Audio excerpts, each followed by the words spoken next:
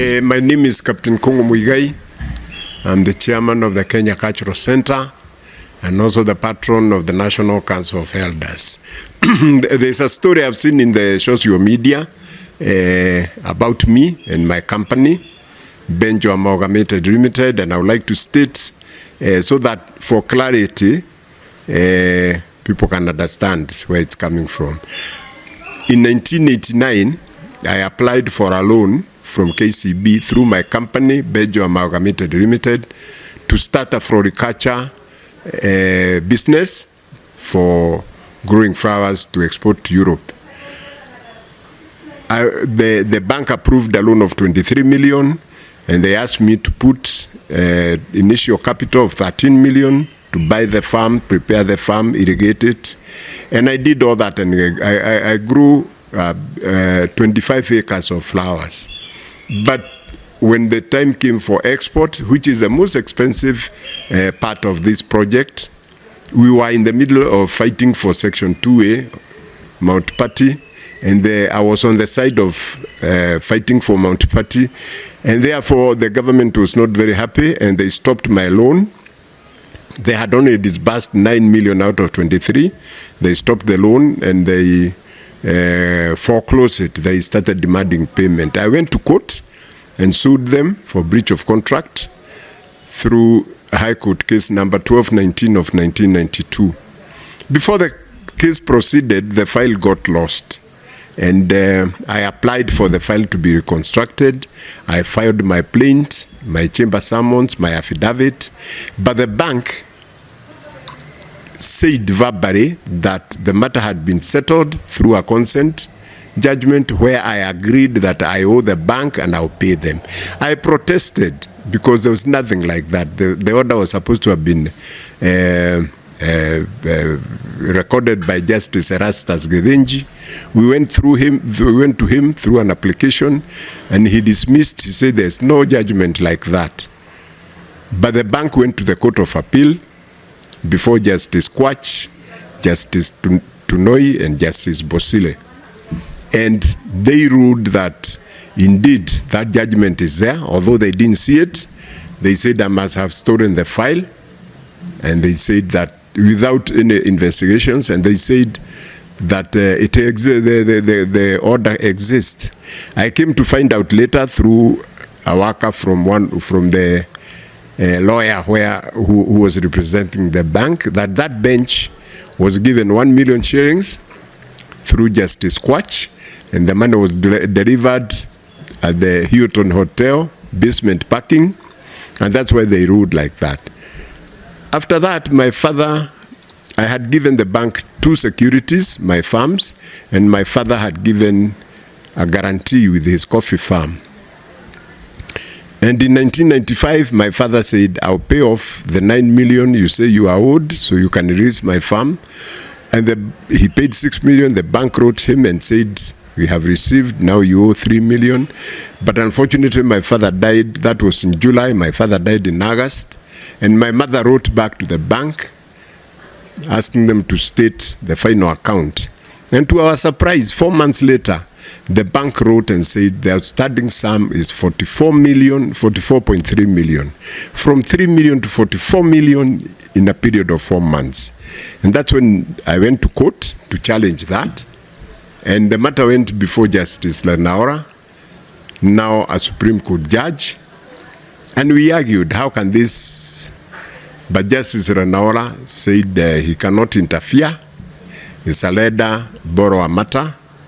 And later, I learned through the same employee of the bank's lawyer that Justice Lanaora received 1 million shillings in a parking lot of some supermarket, which I can disclose in camera, and that's why he ruled like that. And after that, the bank got emboldened, and they sold, instead of selling my securities, the 2 farms that belonged to Benjo, which was enough to cover the loan, they sold Muigai Coffee Estate, which was just a guarantor. Muigai Coffee Estate is 450 acres under coffee, with 2 factories and buildings, over 100 head of cattle, It was valued, first value was 3.5 billion, but the bank sold it for 70 million to somebody called Kamresh Rahul of BD Limited. 70 million, that was equivalent to 10 acres. That's what they sold our farm, 450 acres. And Kamresh Patni, a year later, sold the same farm to the Shah community for 3.5 billion. The reason of this forceful takeover is because the Shah community want to relocate to Mangu. I think parklands had become crowded, so they want to relocate to Mangu, and our farm is right in the middle of that plan. So all this money that is being used to bribe judges and officers of the KCB is coming from that community, the Shah community. So after that, we challenged that sale in court, and the case was heard by Justice Reddy, the late Justice Joyce Kaminwa, God bless her soul. And she said, she told them to bring accounts, and the accounts that the bank brought, although I opened my account on 4th of April 1989, they brought accounts from September 1991 with an opening balance of balance brought forward. Justice Kaminwa ruled and said this is fraudulent, this sale is fraudulent, and she recommended that the police take over the case. The bank rushed to court, to the Court of Appeal, and made an application to dismiss Kaminwa's judgment, and it was heard by Justice Nabuye, Justice Makadia, Justice Kathurima Muinoti. They dismissed Kaminwa's ruling and reinstated the non-existent consent judgment, although they didn't see it. I have no evidence that money changed hands, but your guess is as good as mine for a judge to say a judgment exists that does not exist. And from there, I decided to go to the Supreme Court to have this matter settled. So I went before the Court of Appeal to seek for leave, and the matter was heard by retired Justice GBM Kariuki, Supreme Court Judge now, William Mouko, and the President of the Court of Appeal, Daniel Musinga. They dismissed, although they agreed that indeed the matter of a lost record is a matter of public interest, they said a consent order exists and therefore they cannot interfere with it. They did not cite that consent order. It was not produced in court. So they refused, they denied permission to go to the Supreme Court. I had filed under Benjo. I filed the same application under Muiri Coffee Estate, and it went before Justice Kiage, Justice Jamila Mohammed, and Justice Agnes Murgo.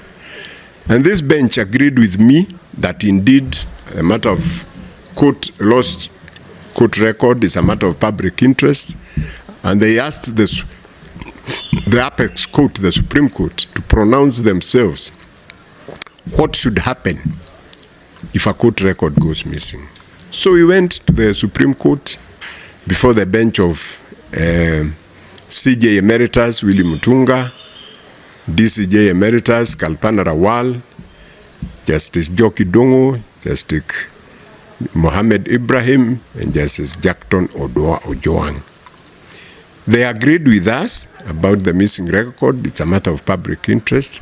But again, even them, they reverted and said there is a consent that was entered, and it said you owe the bank. But they did not see that consent. My lawyer in that court was Senior Counsel Paul Muite, and he challenged them. He said, where is this judgment? And they asked the bank lawyer, Mr. Philip Nyachoti, and Mr. Philip Nyachoti admitted that the judgment does not exist. But regardless, when they came to deliver their judgment, they said, yes, this judgment exists. And they said, we cannot interfere. This is the position. And I came to learn from a friend of mine who was my classmate, that this bench of the Supreme Court was bribed with $3.5 million, and the money was paid in Jersey, and it was paid through the husband of Justice Kaupana Rawal, Mr. Rawal, for the benefit of the Supreme Court.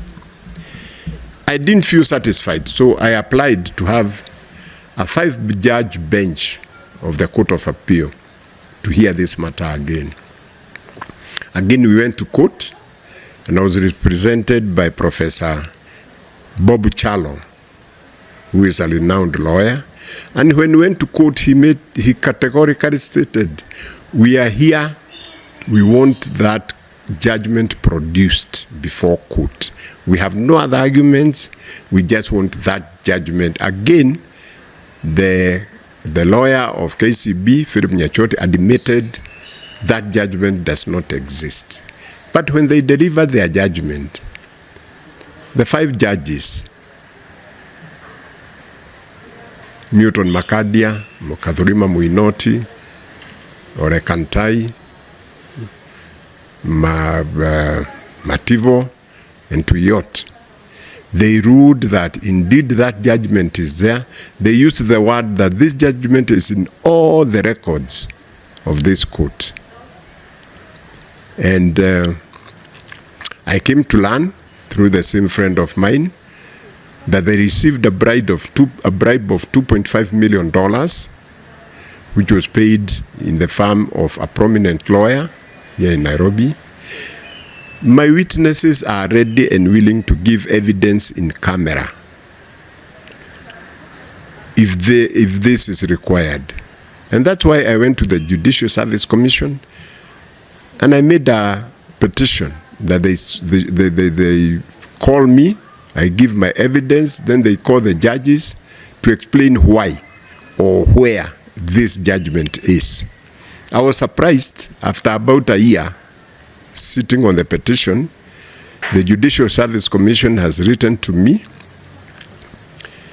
They didn't call me to give evidence, but they have written to me and told me that the judges can use their judicial discretion, and that what they said is what is there. So I'm wondering, do they have discretion to tell a lie? If a judge says a judgment exists and it is a lie, does judicial discretion cover that? And that's why I have decided to talk about this matter, because I don't want it to be distorted. Anybody who wants a reference, please come to me, especially the media. If you have any questions, if you have any clarification, I have all the documents and I have the names of my witnesses. So thank you very much. Well, I must say I was delighted to hear the president call out corruption in this country, especially the judiciary. And I must say, as long as the judiciary is corrupt, we cannot deal with corruption. Because they are the ones who are supposed to arrest corruption. And I can tell Kenyans, our judiciary is corrupt to the core. It is corrupt. And they take money openly, and they make judgments the way they want. I know in this country, nobody can point a finger at the other person and call them corrupt. The only Kenyan who is not corrupt is a person who has no opportunity to be corrupt, either to give or take. Otherwise, we are all corrupt. But the judiciary, the parliamentarians, if they become corrupt, we can vote them out after 5 years. But the judiciary, nobody can touch them. So they are there punishing people. I have seen people die in the courts. Somebody just collapses because of the injustice. And that's why I have fought for those 33 years. I don't fight for me. It's for those people I know. People have talked to me over the years. When you are in the corridors of courts, that's all we do. Everybody gives a story about their case. And I have seen people suffer. I have seen people suffer. I have seen people get sick and die. So I am prepared. I'm prepared to put my life on the line to make sure that nobody will face the kind of injustice that I have faced.